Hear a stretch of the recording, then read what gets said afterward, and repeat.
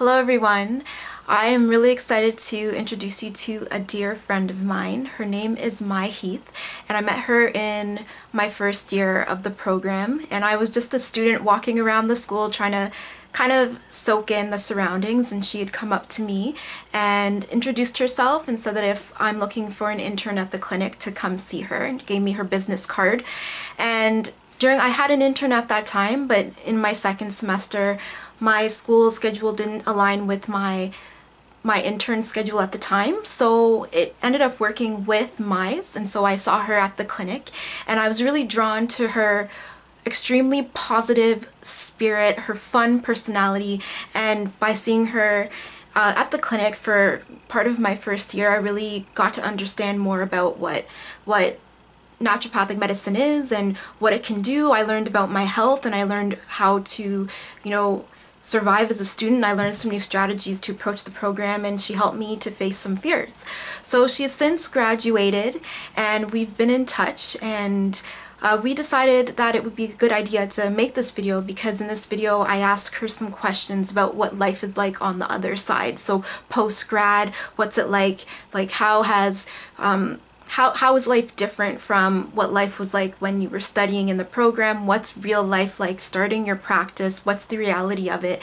And so in this video, she'll talk about her experience and also give some advice too. And of course, the big question that I like to ask people is, what led you to naturopathic medicine? Because there's so many different professions that people can opt to go into. So to me, it's really interesting to find out why this profession, what led you here, what keeps you here, and what is it that you're hoping to achieve while in this field. So without further ado, Mai Heath, naturopathic doctor and doula. Who are you?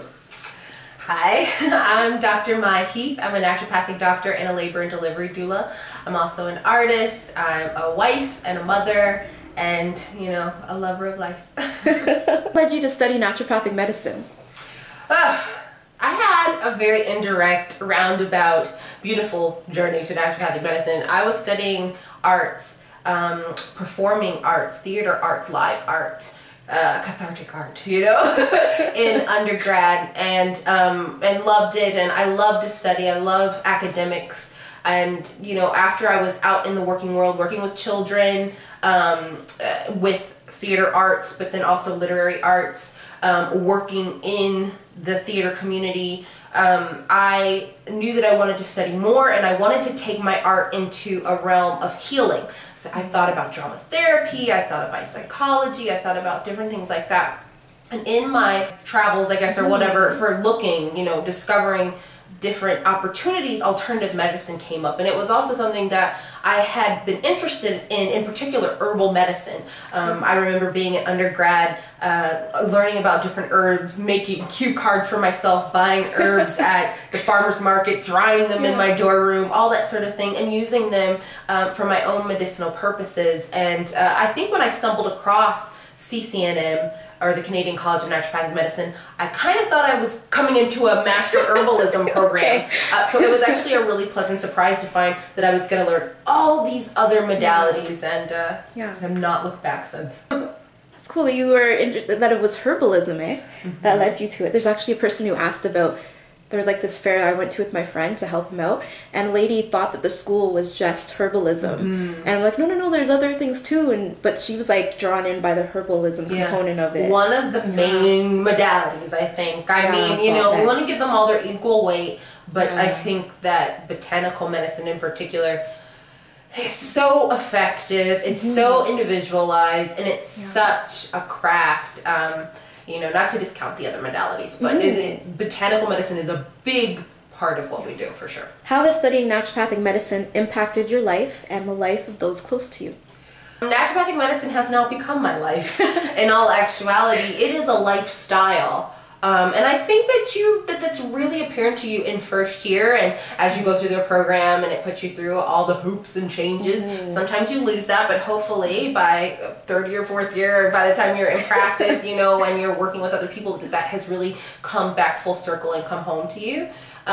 But yeah, it affects the way that I think, how I breathe, what I buy at the store, how I raise my children, how I birth my children. You know, you often hear the term raising children naturopathically. That's my too, for sure. And my husband too. He does what he can, you know, but he is certainly a very loving, supportive naturopathic husband. So, you know, it fills my heart with joy when, you know, my husband, we can go out and get something to eat or go to the grocery store, and my husband is looking at the ingredient sheet talking about, you know, oh, well, this preservative's in that, or is that okay, and, you know, what is this carinogen in this, you know, this thickener in this, let's get a different one, you know. So it really is pervasive throughout all of our lives, and, you know, I've got a 3 and a 5-year-old who, when I say, hey guys, it's time for your medicine, they're like, you know, they're ready for their tinctures and stuff that even I don't take myself. Stuff that just tastes so bad that it's hard for me. But they're all about it. So they're growing up very naturopathically. Well, that's excellent. They got them from the roots. You have to. You have to with kids, I think. Just get them at the jump. And then they don't know anything different, you know, like our kids, even thinking about screen time and stuff like that, like our kids, we don't have television in the house, our kids had never seen a commercial until recently. And we were at a hotel and they were watching TV and they saw a commercial and they didn't understand. They were like, Mommy, what's going on? Like, my daughter said, not this again, you know, and she said, Mommy, go back. She thought I had changed the station. I was like, that's a commercial. But they do understand the concept of TV loading because we stream TV. So anyway, you know. It's a funny life. What are some of your most potent memories from year 1, year 2, year 3, and especially your clinic year?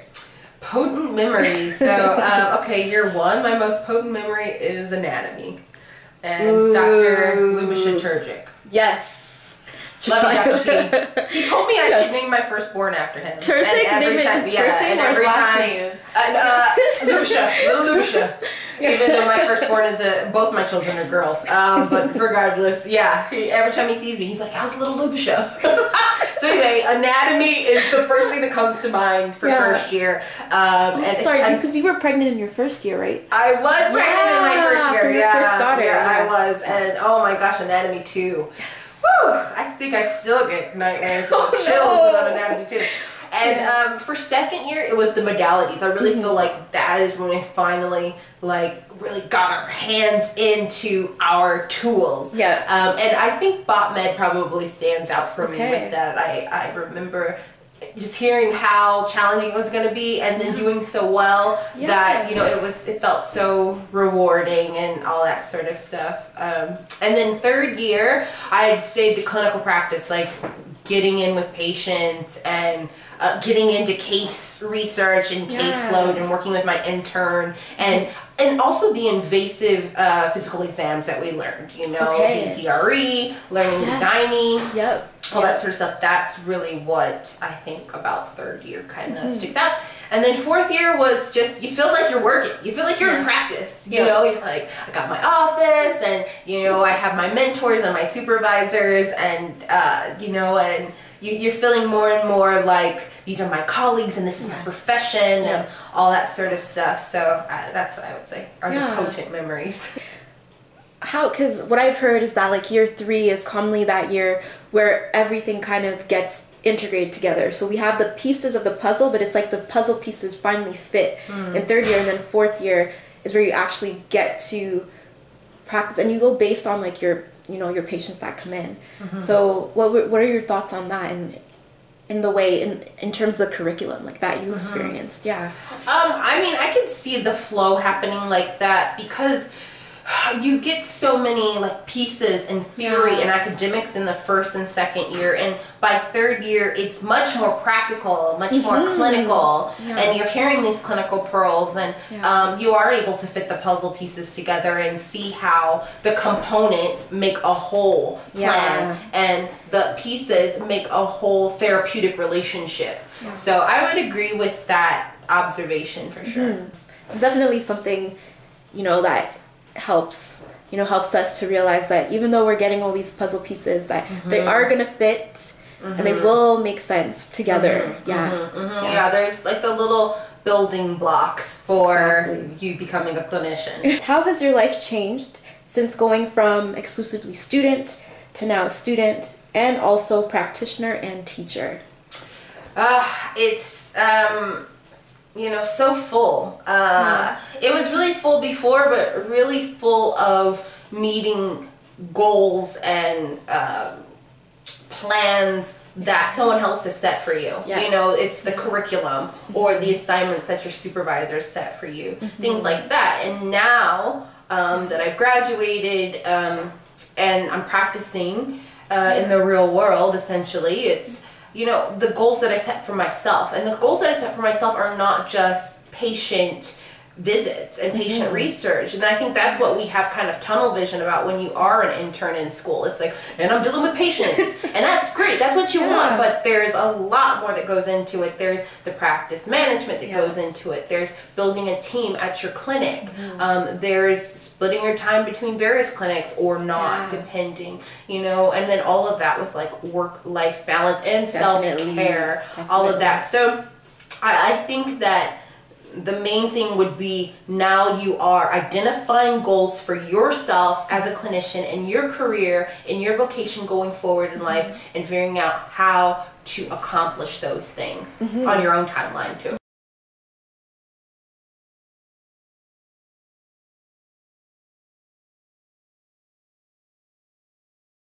And I mean, that pressure, you are going to still have that pressure in real life depending on your own unique circumstance, you know.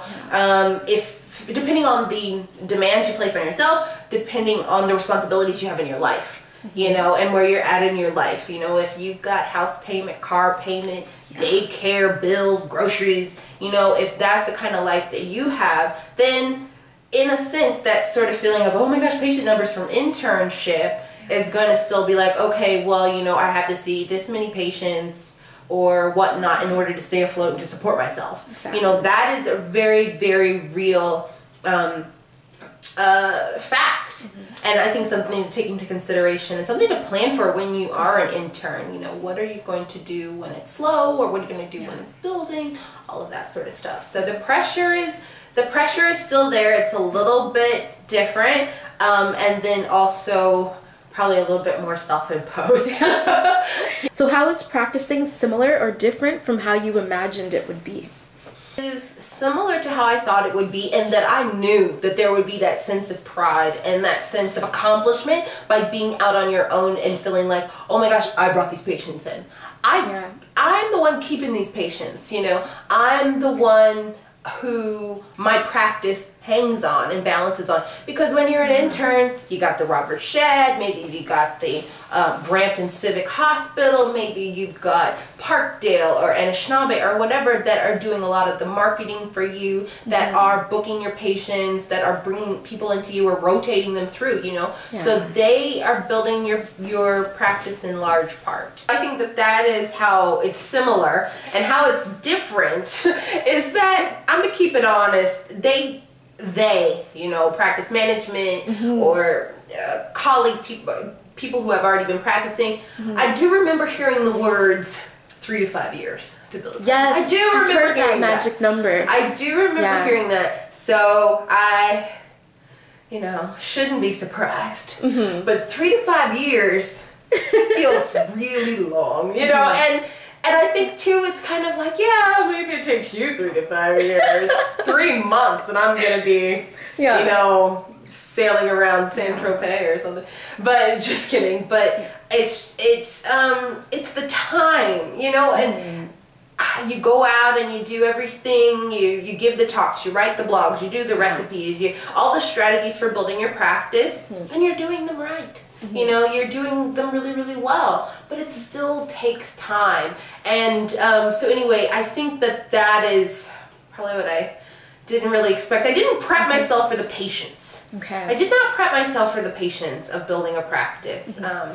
But you know what? If it's building, it's going in the right direction. As long as it's steadily going up. As long as it's building, then it's going in the right direction. So. What is some advice you would share for approaching the rigorous program, at least for CCNM, since we don't haven't studied at the other naturopathic schools? You know, I think my biggest piece of advice or just words of wisdom is that there's strength in numbers. Work together. Work together to eat, work together for self-care, work together to breathe, work together to have fun, work together to study. Just work together. Come up with either the lunch clubs or whether it be the study groups, you know, and just get creative with it. You know, I remember, you know, having this person is gonna do these chapters, this person's doing this chapter, and then they kind of give us a review of everything and try to field questions. Make use of the tutors, regardless if you feel like you need one or not. And when the time comes and you can become a tutor in second year, if that's still the way that it's done, then become a tutor, because that helps you stay on top of your game as well. So just certainly that's what I would say, and find out what your best learning strategies are. For me, it's always been repetition. It's always been repetition. So I like to go through something once, just really broad, and get the big picture, and then go through again, get the medium picture, go through a third time, get the small picture, and then if you have time, go through and get the minutia.